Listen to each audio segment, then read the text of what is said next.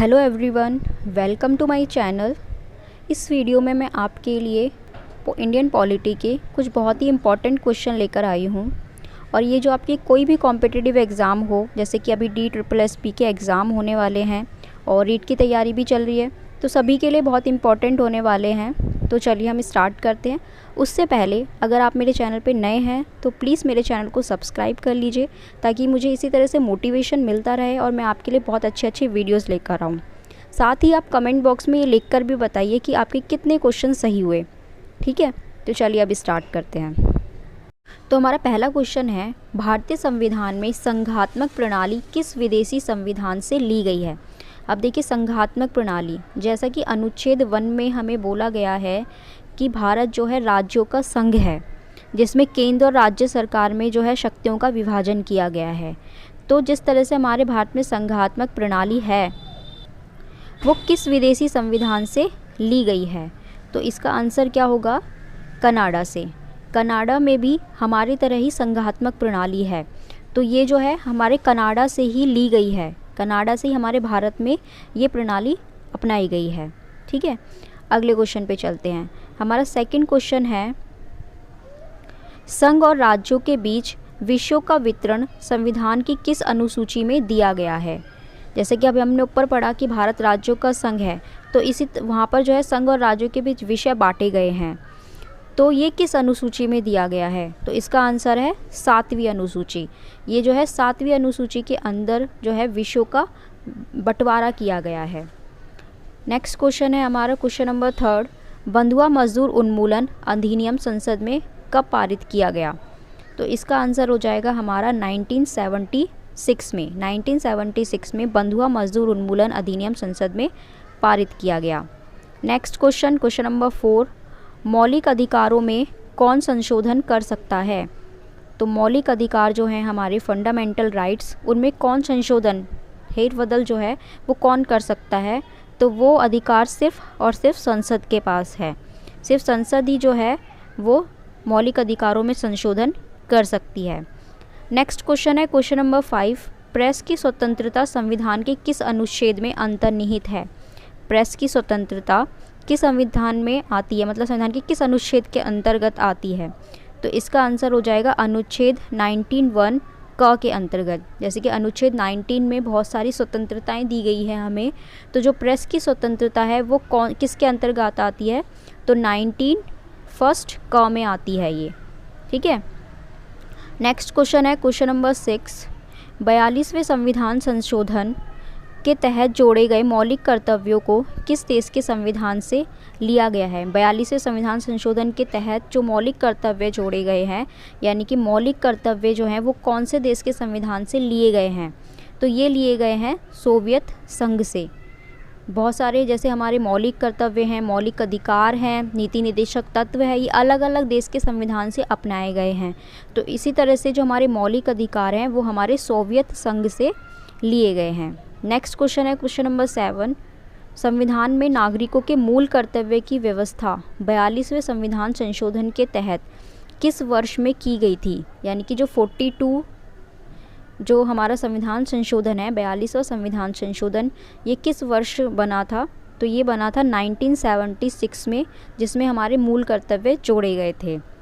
Next question है question number 8, भारतीय संविधान में राज्य के नीति निदेशक तत्वों को किस देश के संविधान से लिया गया है?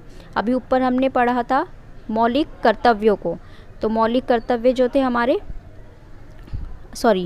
हमने मौलिक कर्तव्य पढ़े थे, कौन से देश के संविधान से लिए गए हैं?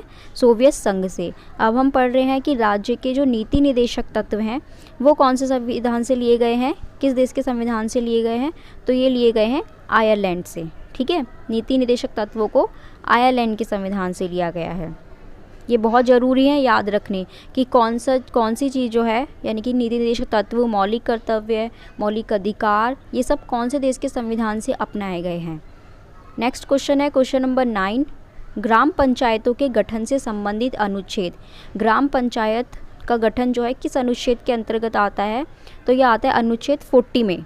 आर्टिकल 40 में जो है ग्राम पंचायतों का गठन होता है, उससे अनुच्छेद रिलेटेड अनुच्छेद है।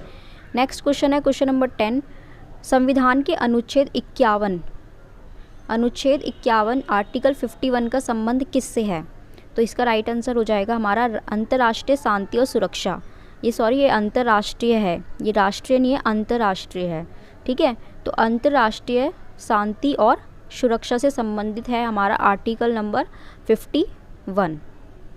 नेक्स्ट क्वेश्चन है क्वेश्चन नंबर 11, भारत के संविधान में प्रथम संशोधन कब किया गया?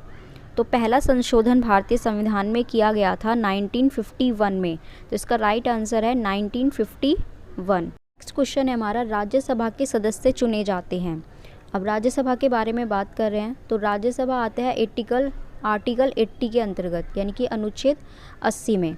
ठीक है, अब राज्यसभा की जो अधिकतम सदस्य संख्या होती है वो कितनी होती है? 250, और वर्तमान में है 245।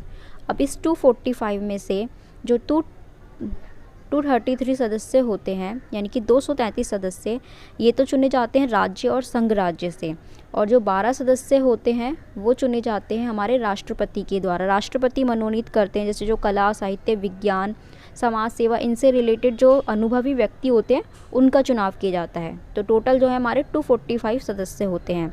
अब क्वेश्चन में पूछा है कि राज्यसभा के सदस्य कैसे चुने जाते हैं? तो ये चुने जाते हैं राज्य की विधानसभाओं के द्वारा। ठीक है, नेक्स्ट क्वेश्चन है हमारा, निम्न में से कौन राज्यसभा का अध्यक्ष होता है? तो राज्यसभा का अध्यक्ष होता है भारत का उपराष्ट्रपति। भारत का उपराष्ट्रपति ही राज्यसभा का अध्यक्ष होता है। नेक्स्ट क्वेश्चन है क्वेश्चन नंबर 14, संविधान के किस अनुच्छेद के अंतर्गत लोकसभा की संरचना संबंधी प्रावधान है? अब अभी हमने राज्यसभा के बारे में पढ़ा, अब लोकसभा के बारे में पूछा गया है। तो लोकसभा आती है हमारी 81, अनुच्छेद 81 के अंतर्गत, जिसकी अधिकतम सदस्य संख्या होती है 552 और प्रेजेंट में है 545। ठीक है, अब इन 545 में से 530 सदस्य जो हैं हमारे 28 जो स्टेट्स हैं, 28 राज्य, उनसे चुने जाते हैं। 13 सदस्य जो हैं केंद्र शासित प्रदेशों से चुने जाते हैं, और बाकी के जो 2 सदस्य होते हैं वो जो एंग्लो इंडियन समुदाय होता है वहाँ से राष्ट्रपति के द्वारा मनोनीत किए जाते हैं। तो आपको याद ये रखना है कि राज्यसभा में राष्ट्रपति 12 सदस्यों को मनोनीत करता है और लोकसभा में 2 सदस्यों को मनोनीत करता है। ठीक है, अब क्वेश्चन में पूछा गया है कि लोकसभा की संरचना किस में आती है? तो हमारी आती है 81 में, और राज्यसभा की आती है 80 में। तो इसका राइट आंसर क्या हो जाएगा? 81। नेक्स्ट क्वेश्चन है क्वेश्चन नंबर 15, संविधान के किस अनुच्छेद में धन विधेयक से संबंधित प्रक्रिया का उल्लेख है? अब ये धन विधेयक जो है वो किस अनुच्छेद के अंतर्गत आता है? तो ये आता है आर्टिकल 109 में, अनुच्छेद 109 में जो है धन विधेयक से संबंधित प्रक्रिया का उल्लेख किया गया है। नेक्स्ट क्वेश्चन है क्वेश्चन नंबर 16, संविधान की व्याख्या करने का अंतिम अधिकार किसे प्राप्त है? तो ये सिर्फ जो है सर्वोच्च न्यायालय को प्राप्त है। सर्वोच्च न्यायालय ही जो है इस पे अधिकार है, अंतिम अधिकार जो है वो सर्वोच्च न्यायालय को ही है। नेक्स्ट क्वेश्चन है क्वेश्चन नंबर 17, सर्वोच्च न्यायालय के न्यायाधीशों की अवकाश ग्रहण करने की सामान्य उम्र क्या है? तो वो है 65। ठीक है, अगर हम उच्च न्यायालय की बात करते हैं तो उच्च न्यायालय की 62 होती है, लेकिन यहाँ पे पूछा गया है सर्वोच्च न्यायालय, तो सर्वोच्च न्यायालय के न्यायाधीशों की होती है 65। ठीक है, नेक्स्ट क्वेश्चन है क्वेश्चन नंबर 18, राष्ट्रपति को गोपनीयता की शपथ कौन दिलाता है? जो पद वो ग्रहण करते हैं तो तब उनको शपथ कौन दिलाता है? तो शपथ जो है उनको दिलाते हैं सर्वोच्च न्यायालय के मुख्य न्यायाधीश।